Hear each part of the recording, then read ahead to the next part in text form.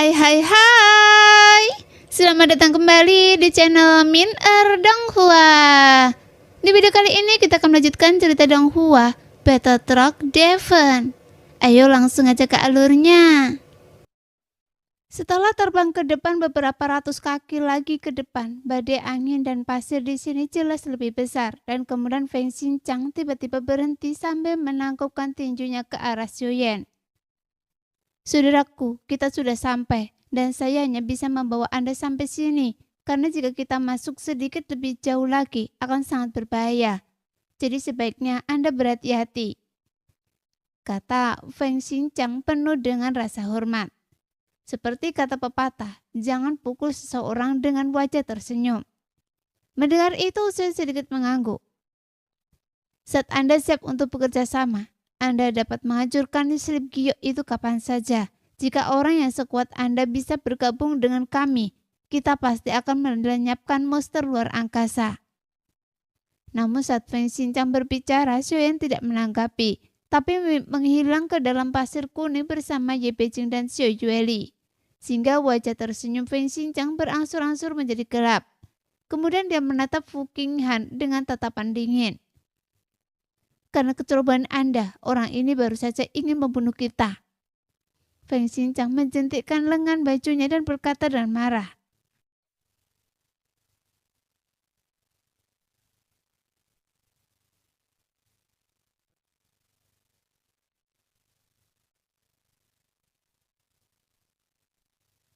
Orang ini hanya berada di tingkat ketiga yang belum membuka sumber asal satupun. Jika dia benar-benar ingin berjuang untuk melawan kita, seharusnya kita tidak takut padanya. Fu Qinghan berbisik seolah dia belum menyadari kesalahannya sampai saat ini. Fu Qinghan, jangan bertingkah seperti itu di luar. Anda dan saya benar-benar tidak mengetahui kekuatannya yang sebenarnya. Anda juga tahu untuk membunuh binatang langit pemakan pasir mengaum, jika hanya membutuhkan sebatang rupa. Sebelumnya saat kita bergabung untuk membunuhnya, berapa lama waktu yang kita butuhkan? Katakan pada saya. Saat Feng Xinjiang berbicara, dia mengepalkan tangannya dan matanya sudah merah. Apakah Anda tidak ada yang tahu seberapa besar tekanan yang saya rasakan selama periode perjalanan ini? Karena saya benar-benar tidak bisa melihat kekuatan orang ini. Apalagi saat dia tiba-tiba mengambil tindakan. Dia sangat teliti sehingga saya merasa takut. Dan apakah Anda tahu, saat kalian berdua saling bertabrakan, kedua wanita di sampingnya mengeluarkan gelombang yang tak terlihat.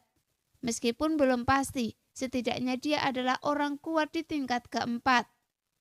Jadi ketika orang ini tidak dapat diduga dan jelas bukan makhluk yang dapat kita ganggu. Saat ini Feng Xinjiang sedikit takut karena krisis hidup dan mati terjadi dalam sekejap dan satu keputusan yang salah dapat merenggut nyawanya. Tanpa berkata apa-apa lagi, Fu Qinghan sepertinya menyadari kesalahannya dan menundukkan kepalanya. Mulai sekarang Anda harus mendengarkan saya dan jangan bertindak sembarangan lagi. Kalau tidak, kita tidak akan pernah kembali. Fu Qinghan, apakah Anda mendengar saya? Feng Xinjiang berteriak dan marah sehingga Fu Qinghan menundukkan kepalanya dan mengerutkan bibirnya. Oke, saya mengerti. Lain kali saya akan memperhatikan. Tidak ada waktu berikutnya, dan jika ada waktu berikutnya, nyawa saya yang akan hilang di sini. Feng Xinjiang berkata lagi dengan marah. Ayo pergi, tinggalkan bintang ini. Kita tidak bisa lagi bekerja sama dengan ketiga orang ini, dan kita harus pergi secepatnya. Jika tidak, kita tidak akan bekerja sama dengan mereka, tetapi menjadi pemandu mereka. Meskipun itu cukup stabil, tapi ada raja di bintang langit pemakan pasir, yang kekuatannya sebanding dengan orang kuat tingkat keempat. Setelah Feng Xinjiang selesai berbicara, dia memimpin mereka bertiga keluar dari sini dengan cepat. Pada saat yang sama, saat Xiuyan dan yang lainnya terus bergerak maju, badai debu yang terbentuk di sini tampaknya telah mencapai titik terkuat di bintang ini. Namun bagi Xiuyan hal itu tidak akan berdampak apapun, kecuali jangkauan deteksi kekuatan jiwa terbatas dan jangkauan yang dapat dirasakan sangat berkurang. Meskipun kekuatan tempur monster luar angkasa ini tidak kuat, tapi mereka hanya tertutup oleh angin dan pasir, sehingga sulit membunuh mereka untuk sementara waktu. Dengan pelajaran dari masa lalu, jika jumlahnya sangat besar, memang akan lebih merepotkan untuk menyelesaikannya. Namun selalu ada cara untuk menyelesaikannya. Segera Xiaoyan mengeluarkan damu dari jubah lengan bajunya. Setelah menggerakkan berpikiran, cahaya biru meledak dan pengaturan pembatasan pun segera keluar. Dan Xiaoyan menempatkan satu setiap 100 kaki sampai area sekitarnya secara bertahap menjadi sedikit gelap. Tiba-tiba, perasaan tidak menyenangkan di sekitarnya menjadi semakin kuat. Dan yang terpenting adalah bau amis di badai pasir. Mereka akan datang. Yueli dan saya akan bekerja sama untuk menyelesaikan masalah ini, kata Xiaoyan perlahan, dan kemudian dari bayangannya, avatar Cinchan dan avatar Yuanzhen terpisah darinya. Sekilas sepertinya 3 sosok Xiaoyan muncul, kemudian avatar Yuanzhen memimpin dan bergegas menuju angin dan pasir. Sesaat kemudian, terdengar suara gemuruh disertai badai. Saat avatar Yuanzhen menyapu ke depan, ada 7 atau 8 bayangan hitam datang dari belakang, yang berenang cepat di badai pasir mengejar avatar Yuanzhen. Segera, Xiao Yueli mengangkat telapak tangannya, kemudian sabit kematian muncul di telapak tangannya. Kemudian dia bergegas maju ke depan. Apakah dia masih tidak percaya pada saya? Saya bisa membunuh semut-semut ini hanya dengan jentikan jari saya, kata Ye Beijing sambil sedikit mengernyit, dan hanya menyaksikan ayah dan putrinya bergabung untuk melancarkan operasi. Dia hanya mendengar suara gemuruh dan segera dibawa ke dalam pembatasan yang telah diatur sebelumnya. Dikombinasikan dengan pembatasan, 2 monyet pasir dan binatang yang menelan langit langsung musnah. Namun kekuatan binatang yang menelan langit ini tidaklah seragam. Sebagian besar kekuatannya ada di tingkat pertama keabadian dewa. Setelah melenyapkannya, avatar jangkrik emas melapnya dengan menggunakan metode yang sama. Meskipun tidak butuh waktu lama untuk melenyapkan semua pengejarannya dan ranah avatar Cinchan berhasil menembus ke puncak ketiga. Namun ranahnya masih belum cukup, karena ranah monyet pasir dan binatang penelan langit ini terlalu lemah, yang membuat ranah avatar jangkrik emas hanya bisa meningkat perlahan. Setelah membunuh sekumpulan monyet pasir dan binatang pemakan langit ini, bau amis tiba-tiba menjadi lebih kuat. Dan semburan auman para bintang terdengar darinya. Jadi Xuan segera melangkah mundur, tapi avatar Yuanzhen dan klan Cinchan melangkah maju. Sementara Xiaoyan segera mengeluarkan damo lagi dan mengerahkan formasi pembatasan yang lebih kuat.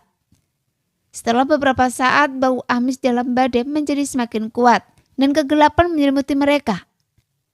Hei, jumlah musuh ternyata sangat banyak. Jika seseorang datang untuk menimbulkan masalah, datanglah pada saya. Sebuah raungan pelan datang dari badai.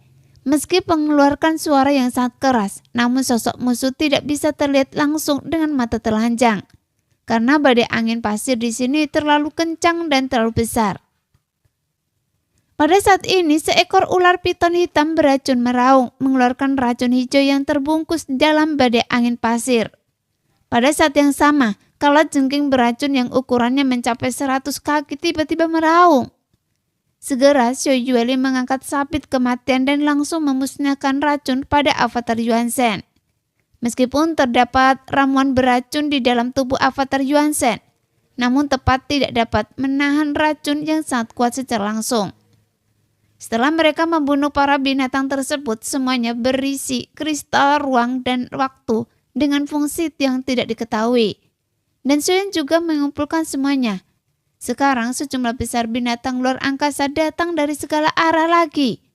Sehingga formasi larangan yang diatur oleh Xiaoyan terpicu dan semuanya meledak menjadi kabut darah dalam sekejap. Ini masalah yang sulit. Anak-anak mundurlah dan biarkan saya yang menanganinya sendiri. Tiba-tiba terdengar teriakan tajam di tengah badai, lalu menghilang ke dalam badai. Kemudian daerah sekitarnya menjadi sunyi sesaat, tapi tidak lama. Ada suara gemuruh di sekeliling, dan bayangan hitam besar bergerak di antara badai muncul dengan mulut besar berwarna gelap, yang penuh dengan gigi tajam menghampiri Xiaoyan untuk menggigitnya. Bahkan kecepatannya sangat cepat sehingga Xiaoyan hampir tidak punya kesempatan untuk menghindar. Jadi Xiaoyan hanya bisa mengangkat tangannya untuk memblokirnya dengan penguasa bahwa Xuanzong. Segera suara emas dan besi bertabrakan disertai percikan api yang berterbangan kemana-mana. Dan yang muncul di depannya adalah sesosok tubuh ramping yang ditutupi sisik seperti obsidian.